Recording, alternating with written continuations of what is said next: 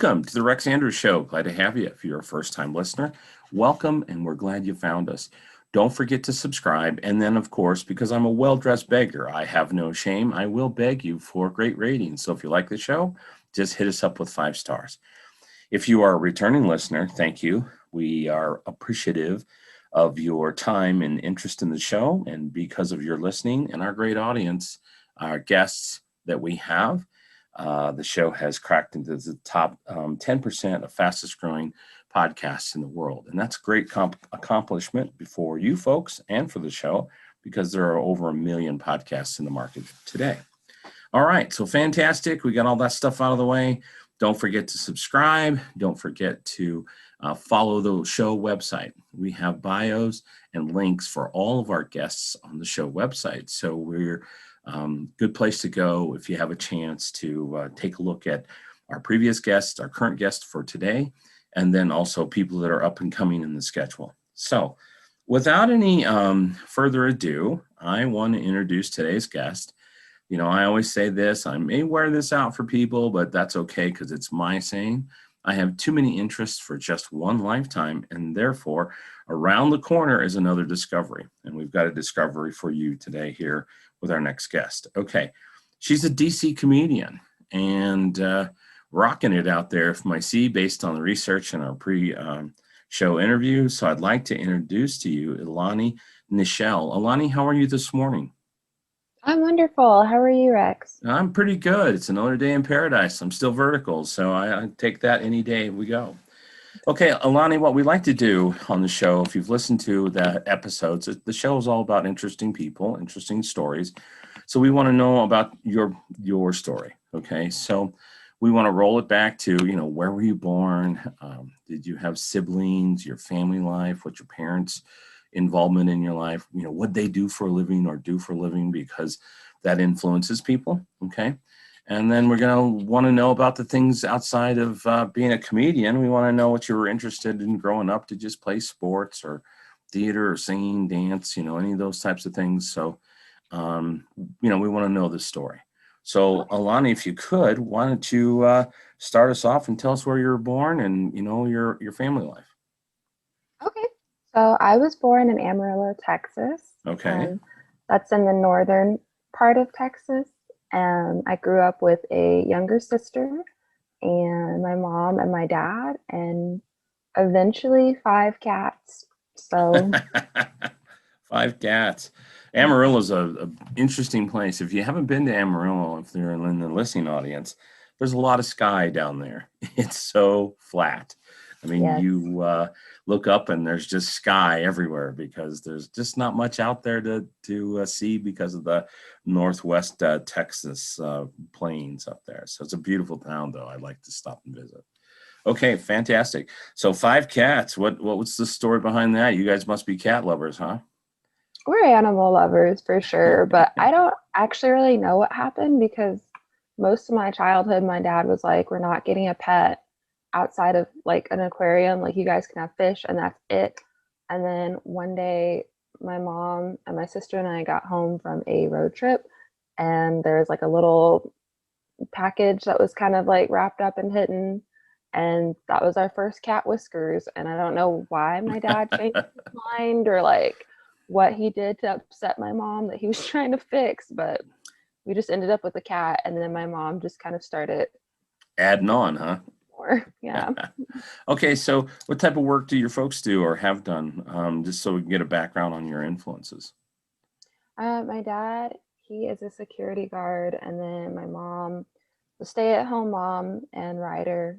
She homeschooled us for most of our lives. Fantastic. Fantastic. Mhm. So what types of things were you interested in from when you were growing up?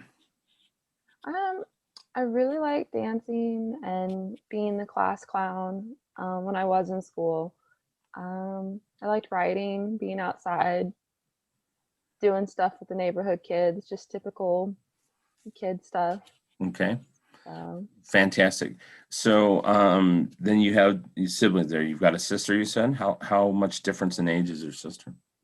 I am 5 years older than Okay. she is. She will be 21 in August, which is really weird. To me, she'll she'll still be 4, you know, like Yeah. it doesn't make any sense when they grow up. But yeah, she's 5 years younger than me, and I was always like pushing her into doing like improv stuff with me, and like just yeah, poor Faith. She went through the whole gamut with me. So Fantastic. So, when you've completed high school, what was your next step? I mean, I'm assuming you graduated from high school down there in Amarillo, right? I did, and then I went to the community college there for a couple of years. Took a break, then I went back and I got my associates in teaching, secondary education. Oh, Yeah. wow. hmm Now, so did you start a career in teaching then? I did not, because while I was getting my degree for that, I started working at a bank, and I Mm-hmm. realized I like banking and finance so much better than I ever would teaching. So I've kind of been working in finance for 4 years now, For 4 years. and I should be getting my bachelor's in business administration at the end of this year. So Fantastic. So, what got you into comedy? I have a lot of friends who are always telling me that I should do it, or like I've always been the funny friend. I don't know. And I wasn't going to do it because I felt like that's not enough qualifications to just, do stand up. Like you should actually like know what you're doing. But then I went into some shows in Amarillo, and it was just like the corniest people doing it. Yeah.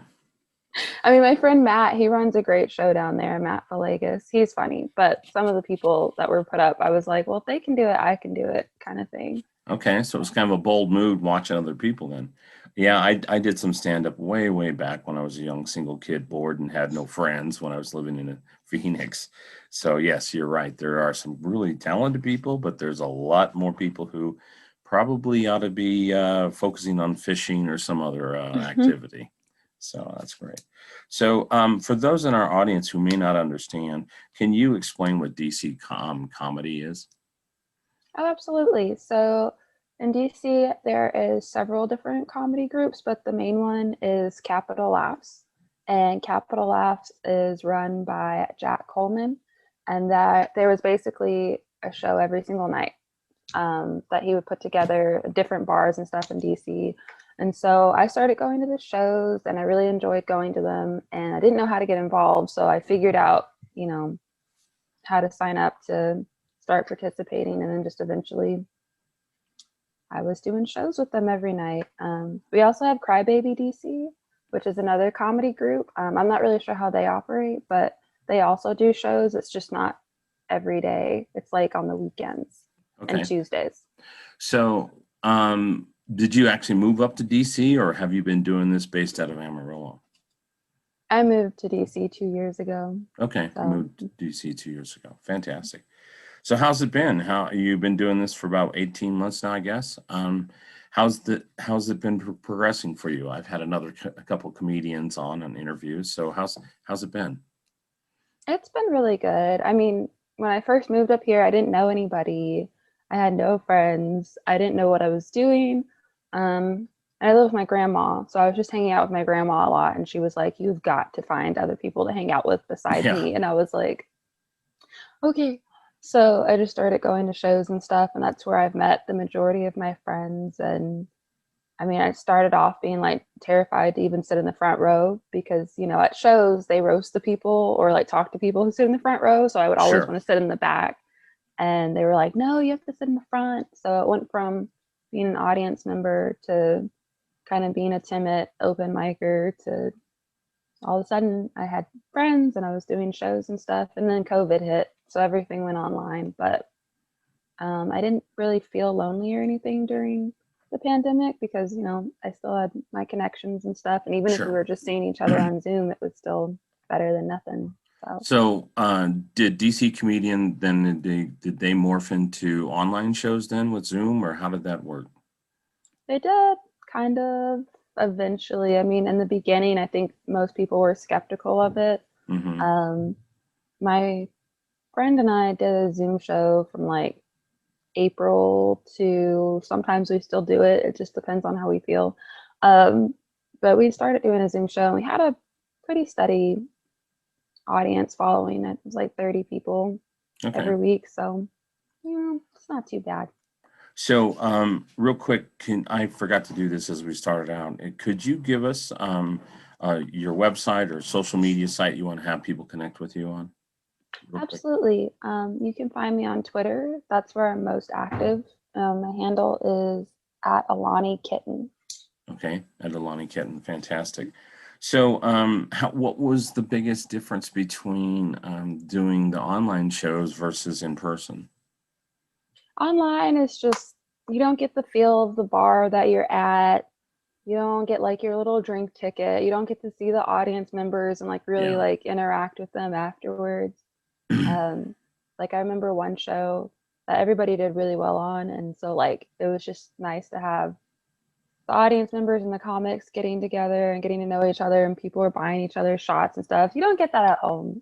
No, of Like course not. Of course not. it's just you do your little set and then you log off and then you just get to kind of sit there and be like, okay, that was fun.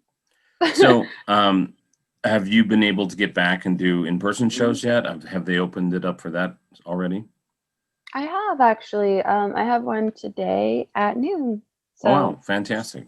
mhm. Yeah, I think America is starved. Well, probably even the world. The world is starved to be in person on so many things. It's been so stale with the online stuff.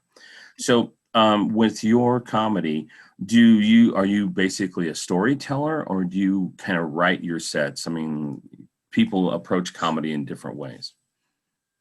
I do try to have an outline for my sets, Okay, but I don't always like strictly adhere to it. Like my sets are never, it's never the same joke twice. The premise sure. is the same, but I try to keep it fresh. I do kind of sort of lean more into the storytelling, but there is an outline. I can't Okay. go into it blind because then it'll No, just, no. then Well, it's a train wreck. in the comedians I've talked to and interviewed, they talk about the writing aspect of it, and they'll really write their sets out. And then there are people who are more like you, who a lot more extemporaneous, where you have an outline in your head and you're following that outline and you're telling stories and doing your jokes from there. So, just curious which way, because if you're going to sit down and write your sets, that's a lot of work.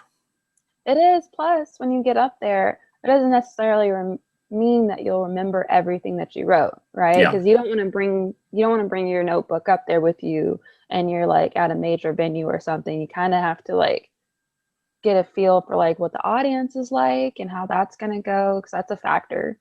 So you might have written out a whole set for like young people your age, and the audience is older people in Hmm. their 50s and 60s, so it might not go over the same, so you might have to change. You always kind of have to have a backup plan. Yeah. So So, how many shows a year are you doing, or what's your pace look like now? I know we're coming out of the pandemic. What's your goal? How many shows do you like to do? well, pre-pandemic I was doing 4 shows a week, and now my goal is 5 shows a month, Okay, just because I think people are still trying to figure out like what venues are open, right. and where you can perform. Like certain venues here in DC have unfortunately shut down permanently. Like the Uh, Big Hunt is gone, which is really sad because underground comedy did a lot of shows there. So now they're online. But there's a lot of outdoor places that people are doing. So I think I'll be doing a lot of those. okay. How long your sets now are typically? Are you kind of an entry performer, or what's your set time look like? I can do up to 15 minutes now, but on Okay, average it's about 7, 8 minutes. 7, 8 minutes. Yeah, a lot of people Mhm. don't understand that because there are thousands and thousands of comedians out there. We're kind of spoiled when we go on to Netflix and we see, the big, presentations and shows like from Bill Burr or from, let's see, my good friend, his name blocked this morning, Dave Chappelle. The people who are out there doing long sets that are hour long, hour 20 or something like that, some of them Mhm. there. So most people have this misconception that when you're getting started, that you're going to do these really long sets. Well, that is not the case. No. Yeah, because when you start in the bottom and you get a few minutes to perform and you get the chance to grow. Now, are you going to start traveling with your career? Yes. I really am looking forward to going up to New York City this summer, and I really like Philadelphia comedy. They've got a great scene out there. Yeah. Um, so those are kind of the two main places, but I'm pretty flexible and I'll go just about anywhere for a show. Okay. So, what's the biggest thing you love about doing comedy? Man, I guess just making people laugh. That's the standard answer, right? But it's just something about like going from like the weird, quirky friend to being like the comedian Hmm. friend, I guess. Like now I'm like funny with a purpose, I guess. Instead of just always being like the weird friend that was telling people about their homeschooling misadventures. So Okay, fantastic. So, what's next? What's the big kahuna on the horizon? I guess this afternoon I have my outdoor show. It's called Kinda Live Comedy. My friend Matilda Epstein is hosting it, and really looking forward to it. Now, I don't is know. that one online or is that in person? That one's in person. Okay, fantastic. Where's that going to be today? Is that in It's here in DC? DC. Yeah. Okay, fantastic. Well, I thank you for coming on and sharing your story. You know, and a lot of people probably think they're funny enough to be a comedian. I tried it for a few times but got distracted with software and technology. So it's something I've always had in the back of my mind. So, but thanks for sharing that because it just sounded like you had friends that nudged you to get in the business, right? Yep. Fantastic. Very thankful for them. Yeah, that's great. Do you get back to Texas very often? I have not been back since I moved, and I feel bad about that. But you know, last year the pandemic hit, and Texas was kind of wild about it, and so I was just like, well, I can't go back now. They're just can't go back. But I probably will this summer to see my parents Yeah. and my sisters. Well, and there's a lot of air down there. Big Yes, open skies in Amarillo. so much air. Okay, so the question I always ask all my guests at the very end, I think you know what's coming because you listened to an episode, is everybody has a bucket list, right? We all have a list of things that we'd love to do before we go. Um, there's also an opposite in the universe of things we don't want to do. So the bucket list rhymes, well, that type of list, the things you don't want to do, rhymes with bucket and starts with an F. So I'm not going to say that. However, what might be something that's on your F it list? Hmm.